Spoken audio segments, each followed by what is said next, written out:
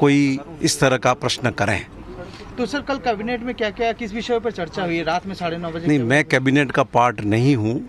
Cabinet की बैठक के संबंध में जो लोग कैबिनेट में हैं वही बता सकते हैं, लेकिन मुझे अपने स्तर से जो जानकारी है वो ये है कि महामहिम राज्यपाल महोदय ने जो उनके कार्यालय ने इस संबंध में जो जानकारी चाहिए और जो स्पष्टीकरण चाहे हैं उसके संबंध में मंत्रिमंडल की बैठक में विचार हुआ है और नए सिरे से प्रस्ताव अभी कैबिनेट में रखा जाकर अनुमोदित होकर कैबिनेट मेमो महामहिम राज्यपाल महोदय को भेजा जाएगा। तो सर क्या आज भी सारे विधायक साथ में जाकर महामहिम राज्यपाल जी से मिलेंगे कैबिनेट के प्रस्ताव को लेते हुए? नहीं, इसकी कोई आवश्यकता नहीं है, क्योंकि there is clear cut constitutional provision और सुप्रीम कोर्ट की इसमें रूलिंग भी है।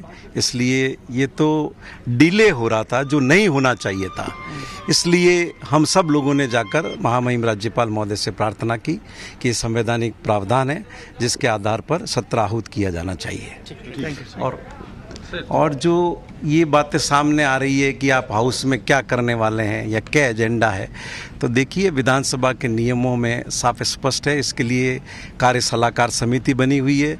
ये सब काम स्पीकर का है। विधानसभा अध्यक्ष सर्वदलीय बैठक भी बुलाते हैं, कार्य सलाहकार समिति की बैठक भी बुलाते हैं और कार्य सलाहकार समिति की बैठक में ये तय होता है कि किस दिन कौन सा विषय लिया जाएगा या किस दिन क्या किया जाएगा। सर कोरोना के लिए आप लोगों ने ही विधानसभा को स्थगित किया था, ये मांग हो रही है, बीजेपी ने कहा है, और आज अचानक कहीं ना कहीं आपकी सरकार जो है कहीं सुरक्षित नहीं है, इसीलिए आप विधानसभा का फ्लोर। मैं हमेशा से ये कहता रहा हूँ कि सरकार पूरी तरह सुरक्षित है। कल आपने माथे गिन भी लिए होंगे कि कितने माथे हमारे पास में है, तो सरकार की सुरक्षा को लेकर कोई भी चिंतित नहीं हो। रही बात कोरोना की, तो कोरोना सबके लिए नया था, सभी सीख रहे थे कि भी कैसे कोरोना से मुकाबला किया जाए। तो उस समय सभी जगह इस तरह की गतिविधियां रुकी, लॉकडाउन हुए, वापस शुरू हुए।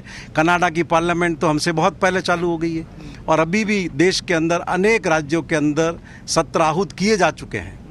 जैसे आप पढ़े, कल 24 तारीख को मणिपुर का नोटिफिकेशन हुआ, इसी तरह से यूपी का अंडर प्रोसेस है, महाराष्ट्र में हो रहा है। तो सभी कमेटियाँ भी बंद थी, संसदीय समितियाँ जो सामान्य तौर पर सत्र खत्म होती बन जाती है वो भी नहीं बनी, वो माननीय अध्यक्ष महोदय ने बनाई वापस से। तो अभी आपको पता है कि 6 तारीख से राजस्थान विधानसभा की सारी संसदीय समितियों की बैठक शुरू हुई है, तो विधानसभा के भी सत्र आहूत होना है। और वैसे भी ये संवैधानिक बाध्यता है कि 2 सत्र के मध्य 6 माह की अवधि के भीतर आपको सत्र बुलाना होता है।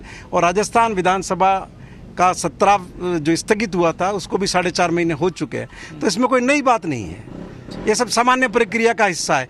लेकिन चूंकि भारतीय जनता पार्टी षड्यंत्र कर रही है, इसलिए इन चीज़ों को लेकर भी वो एक भ्रम का वातावरण पैदा कर रही है।